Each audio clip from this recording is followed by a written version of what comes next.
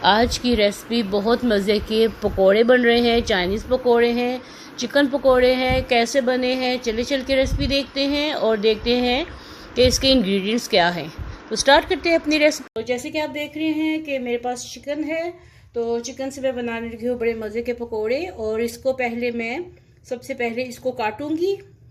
इसके दरमियान में से ये 2 पर्सन सर्विंग के लिए है, 2 से 3 लोग इसमें आराम से खा लेंगे। तो ये कैसे बनेंगे, पहले मैं इसको दरमियान में से बारीक काटूंगी। दरमियान में से काट के इसको फ्लैटन करके इसके फिर स्लाइसिस काटूंगी बारीक बारीक। ठीक है, काट के फिर आपको दिखाने का मकसद ये था कि मैं कितनी मिकदार में चिकन ले रही हूँ। ठीक है, चलिए काट के फिर आपको दिखाती हूँ। ये देखिए मैंने ये सेंटर में से काट लिया है। अब इसके ये देखिए, इसको थोड़ा सा उल्टी तरफ से इसको थोड़ा सा ऐसे करूंगी ताकि ये बारीक हो जाए, क्योंकि फिर ये गलने में आसानी होती है। इस तरह कर लिया। दोनों चिकन के पीसेस को ऐसे कर ले और फिर दूसरी तरफ से इसको तिरछा रख के तो ऐसे स्लाइसेस काट ले। बारीक बारीक इसके स्लाइसेस काटनी है। ठीक है, ये देखिए जी, मैंने 1 अदद अंडा लिया है। चिकन मैंने काट के रख लिया है। पहले इसकी मैरिनेशन की तरफ आते हैं। अंडे को मैं पहले अच्छे तरीके से फेंट लूँ ताकि ये अच्छे तरीके से मिक्स हो जाए। और इसमें फिर मैरिनेशन की दूसरी चीज़ें भी डालते हैं। ये देखिए, अब इसमें जाएगा नमक हस्बे जायका, या मैं डालने लगी हूँ हाफ टी स्पून मैं इसमें नमक डालने लगी हूँ। नमक इसमें हाफ टी स्पून चला गया।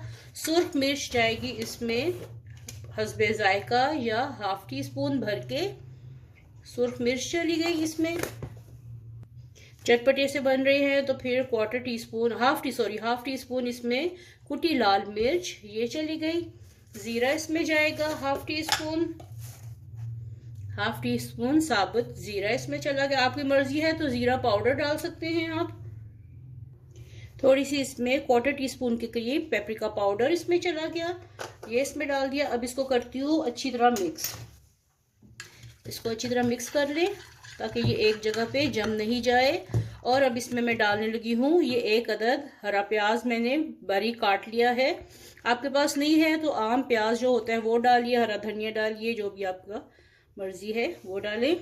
अब इसमें जा रहा है, ये देखिए, कॉर्नफ्लोर है 1.5 टेबल स्पून, बेसन है 1.5 टेबल स्पून, और मैदा है 1.5 टेबल स्पून। ये सारा कुछ इसमें डाल के मिक्स करेंगे।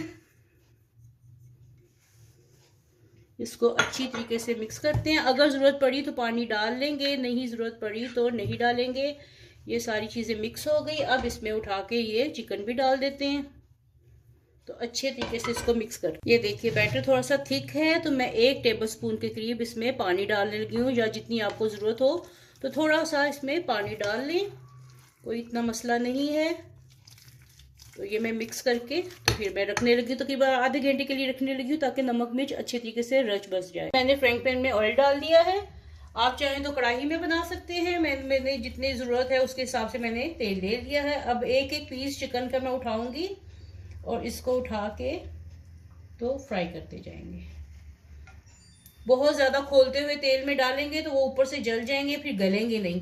तो मीडियम आंच पे इसको आपने फ्राई करना है।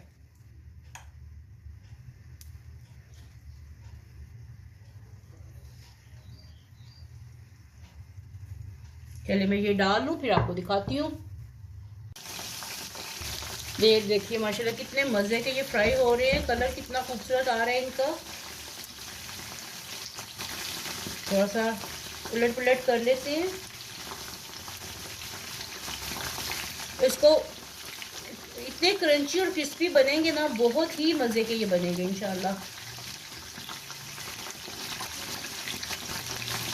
चलिए साथ ही मैं आपको याद करवा दूं कि अगर आपने अभी तक वीडियो को लाइक नहीं किया तो प्लीज़ लाइक कर दें, और मेरे चैनल को और वीडियो को एंड तक ज़रूर देखिएगा, और कमेंट बॉक्स में बताइएगा कि आपको आज की ये रेसिपी कैसी लगी।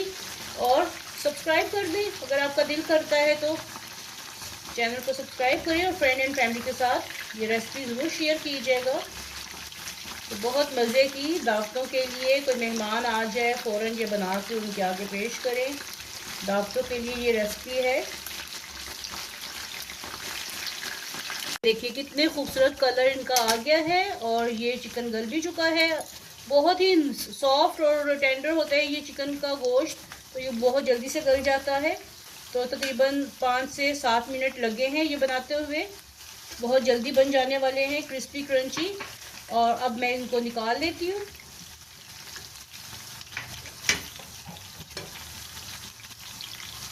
निकाल के फिर आपको प्लेट में डाल के दिखाती हूँ। तो ये देखिए आज के हमारे चिकन के पकोड़े रेडी हो गए हैं। उम्मीद है कि आपको आज की ये रेसिपी पसंद आई होगी। पसंद आए तो लाइक करें, शेयर करें, कमेंट करें और मेरे चैनल को सब्सक्राइब करें और बेल आइकन के बटन को क्लिक करना बिल्कुल मत भूलिएगा, जिससे आपको नई रेसिपी का नोटिफिकेशन मिलता है। मिलते हैं ऐसे ही एक नई और मज़ेदार सी रेसिपी के साथ। तब तक के लिए अल्लाह हाफिज़।